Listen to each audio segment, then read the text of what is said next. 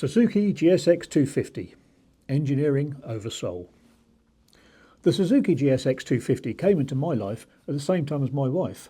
Thought it was her bike, so the story must start with her. Linda always hankered after a motorcycle, but left it until her late 20s in the early 80s before taking the plunge.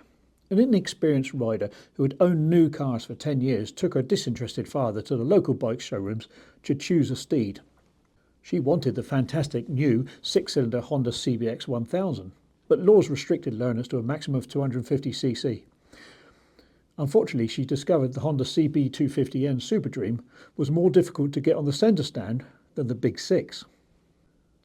Honda didn't produce a two-stroke 250cc road bike, but other manufacturers did, as this was a popular option at the time, offering high performance, lightweight and easy maintenance for those starter machines, often purchased by those on a tighter budget.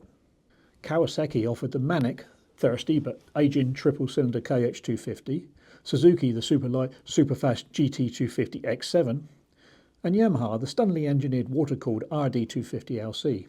Four-stroke options, other than the already mentioned Super Dream, included Honda's own slim CB250RS and the similarly square and unremarkable Kawasaki Z250A. Suzuki's offerings were the now aging GS250 plus their newer GSX250, and Yamaha did a twin-cylinder XS250 or a custom-style single-cylinder SR250. There were also some alternative options to the Japanese Big Four, but none were widely sold. Benelli 254, anybody? Given these choices, my heart would have hankered after the Quacker Triple, but my wallet would note the high fuel costs and suggest the ultra-smooth, modern, beautiful, water-cooled LC. But I wasn't around, and Linda's dad advised her to avoid the two-strokes, purely on engineering grounds. It was also this thinking that considered the high level of sophistication of the Suzuki's double overhead cam motor. It's a pity they didn't stand back and look at the damn ugliness of it compared to its modern contemporaries. Looking at it now, you may wonder why I dislike the look so much. Yes, it has a slightly dated 1980s vibe, but it was the 1980s, so that could be forgiven. The overall styling is fairly neutral and the twin megaphone slightly upswept exhaust look fine. I preferred the circular cam covers of other Suzuki four-cylinder bikes over the newer but more befitting square ones on this model, but this alone shouldn't relegate the thing to the ugly bin. What did this was mainly the slender, tall styling exaggerated by the crappy side panels with the multiple parallel indents. Furthermore, the upswept optional rear rack and engine-mounted crash bars didn't help. The NVH was also irritating, and shouldn't have been so. It was designed to be able to willingly rev to its maximum power at 10,000 revs per minute, but didn't have the banshee lightness of a two-stroke, meaning a frenzied chainsaw motor, but no payoff in top-end speed. Buzzy, but strangled. It lacked the lazy, comforting thump of other four-stroke motors and allowed the motor's vibes to be easily felt through the handlebars and hard, narrow seat, which inexplicably rose over the tank. But it was brand new, a nice red, and Linda liked it. Slightly less than the physically bigger, more accommodating Super Dream, which she admits she should have had. However, before I entered the picture, Linda had to set about becoming a motorcyclist. Enter brand new bike matching leather jacket, trousers, gloves and motocross-style boots. On her head a matching quality full-face helmet, around her a fluorescent body sash, and in case of rain a full one-piece bell staff, all in one waterproof suit. She was quite literally the example set to others on their motorcycle training course. In fairness, the other young lads there hadn't just sold their less than a year old new Renault Fuego to their dad to fund their steeds. It didn't take long for Lynn to get her riding skills up to speed. She passed her gold star training easily, utilising the benefit of a decade of driving, and set about joining a local bike club to meet new friends in her newfound hobby, which is where I joined the story. I was a reasonably experienced biker by then, and a member of the same local club.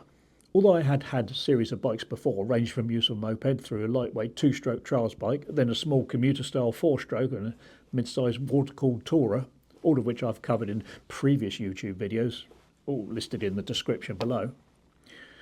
I was at this point without a ride, due to self-imposed poverty. I had virtually only the clothes I stood in. But I did have my bike jacket and helmet, which became useful when I persuaded this naive new biker to give me a lift back to my place. We became close friends and have spent the rest of our lives together. Her dad wasn't impressed, nor her mother. They never liked the idea of Lynn taking up two-wheeling and thought it was dangerous and dirty. My lust for life and adventure and unwashed jeans only served to confirm their suspicions, and it took me some time to win them over. and one episode in those early days didn't help. I never minded being on the pillion seat whilst Linda was riding, other than that narrow, hard seat. Many men feel this arrangement is incorrect and wouldn't countenance the idea of sitting at the back. But it was her bike after all, and it was very snugly holding on to my new girlfriend, knees tightly gripping her bum and indicating directions by friendly taps on her thighs. However, she also liked me riding her bike. When tired at night, it's nice to just sit there holding your partner whilst they do all the riding and concentrating stuff. Plus I had to show how to really ride, all the stuff that the new riders course didn't go into, such as how a bike could perform, why full revs don't harm the thing, how it could really lean in corners to the point of foot peg grinding, how you can overtake any car you choose to, the safest way to brake sharply in full control, and most importantly, be ultra defensive when needed to survive. But an early incident could have derailed all this. I was riding, Linda on pillion, and we were leaning through a series of tight corners when we hit a huge pothole with a front tyre. It destabilised the bike, which slid away, leaving us sat unceremoniously on the tarmac. The corner was so tight there was virtually no speed, and we were properly dressed, so there was no human hurt. But Lynn's shiny new GSX had picked up some battle scars. Still, it was her first lesson from me on how to crash.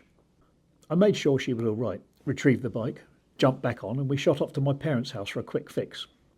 Within moments, Dad had helped me remove the handlebars and crash bars, straighten them back into position, reverse the clutch and brake levers so the damage didn't show, tugged off the loose rubber snags from the now furry grips, and forced the left foot peg back into shape, ready to get back on our way after a nice cup of tea from Mum.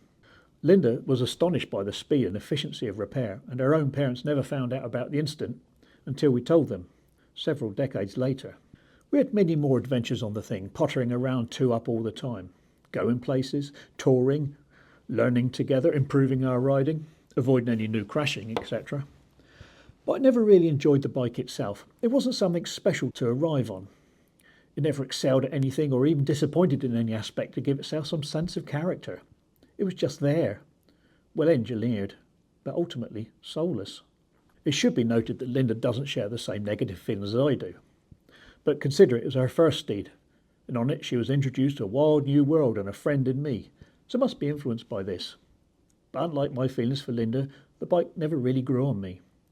She should have had the Yamaha LC or the Honda Super Dream, both of which still have legions of fans nowadays. I could have taught her how to get the awkward Honda on the stand in no time. Finally, as a treat for those that have come this far, I'll drop in a few stats about the bike. It was a red Suzuki GSX250, registration GOR 978X. First registered on 1st December 1981. Linda owned it from new up until December 1983, when it was sold by us to purchase some much needed fitted carpets for our first home. And after it went, we never saw it again.